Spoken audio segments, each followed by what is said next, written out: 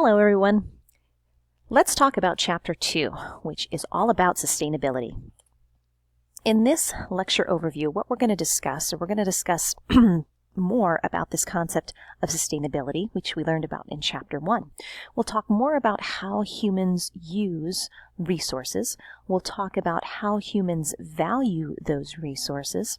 And we'll also talk about this concept of sustainable living and what it would actually look like if we could all live sustainably. So in the last chapter, I introduced the concept of sustainability. So our main point in this chapter, big point number 1, is continuing on with this theme of learning about sustainability. And again, remember, this is the ability to meet our current needs without compromising the ability of future generations to meet their needs as well. What that simply means is making sure there are enough resources for us to use, not only now, but also in the future, especially when we're talking about those non-renewable resources, the things that cannot be replenished, the minerals and the fossil fuels and things like that. That leads us into a discussion in this chapter of not just using less, but actually how we can develop economies that use less. We call this sustainable development.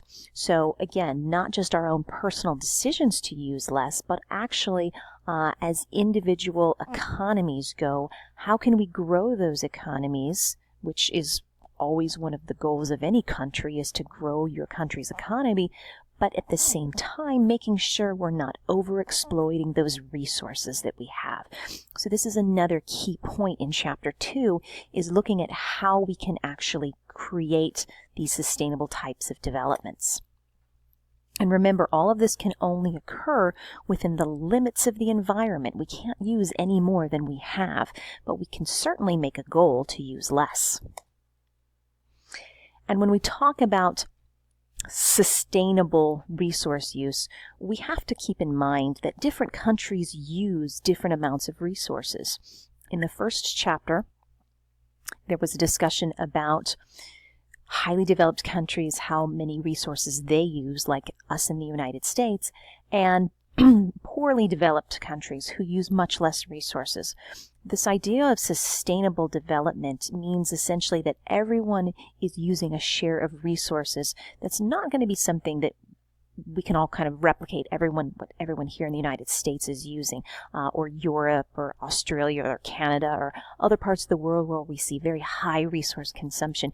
We would have to sort of moderate that and voluntarily start to use fewer resources, enabling other countries, places that are still developing like India and parts of Asia, to be able to use more resources.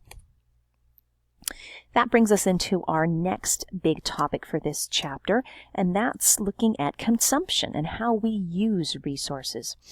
Once again, people in highly developed countries tend to have what we call consumption over population. We use many more resources than what we could say is our fair share. What does fair share mean? Well, if you took all the people on the planet and you took all of the land that's available to be productive, so what we call this productive land, and you said this is how much land there is per person. Here in the United States, we use a lot more than that number, and that's why we have this overconsumption population. The problem with it is that it leads to higher levels of things like pollution. We use resources much more quickly. They can be replenished, and in some cases, they'll never be replenished at all. In a sustainable model, we wouldn't do that. We would use more closely what's our fair share, if you will. We wouldn't use that much more. We would minimize uses. We'd go back to those good old 3 R's, reduce, reuse, recycle. We would do more with less. And thankfully, that simplicity, this idea of voluntary simplicity, is actually kind of catchy right now. You'll see a lot of shows that are based around this theme. Tiny House Hunters, if anyone's familiar with that show on HGTV, is one of my favorites right now, looking at how people can live in very, very small spaces and still make it functional for them. So again, this is an idea that's thankfully kind of catchy right now and popular, and hopefully something that continues. Our next big point of discussion in this chapter is about environmental ethics. And environmental ethics is really looking at sort of the moral aspect of using less resources. It's not just so much we should pay attention to this and use fewer resources because we're concerned about future generations. It's more or less this idea that we have a moral responsibility to protect this planet, and we want to make sure that we can sort of live in harmony with nature, not to get, too touchy-feely greeny, but that's kind of this idea of environmental ethics. We're considering the rights of people today and in the future, and we're not just looking at humans and the rights of humans, but the rights of all living things, and how we value those living things. So that leads us into a discussion of your world views, which just briefly, a world view is how you make sense of the world, what you think is right and wrong, and it leads to your behaviors and lifestyles.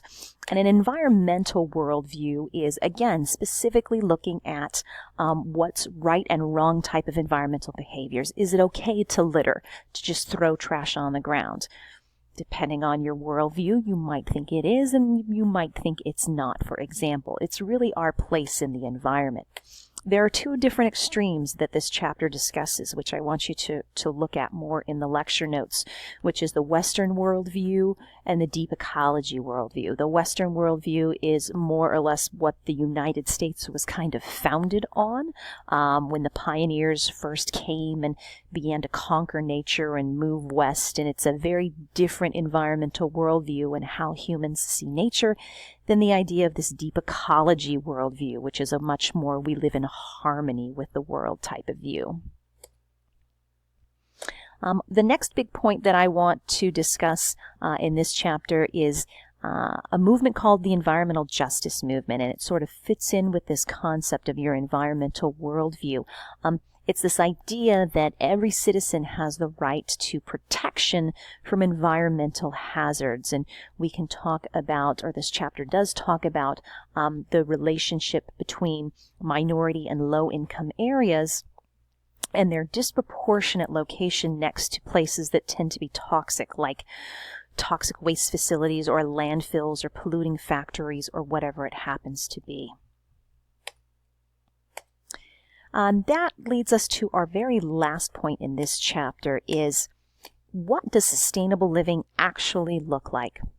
And there was a book, it's over 10 years old now, that actually looked at what a sustainable society would look like. And essentially there were 5 recommendations that this is what we would need to do in order to see a sustainable society. And number 1 is eliminate poverty and stabilize human populations. Number 2 was protect and restore Earth's resources. Number 3 was to provide adequate food for all people.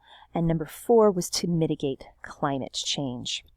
Last but not least, is also to, once we have done these 4 things, we could begin to actually design sustainable cities.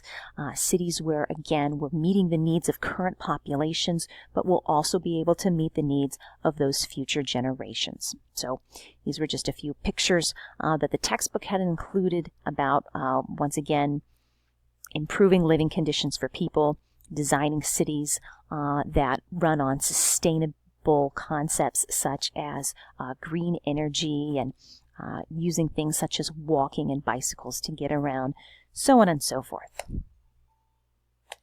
So again, here's the review for this particular chapter. What I recommend is that you go back through the lecture notes and make sure that you understand both the vocabulary and the concepts that are found here.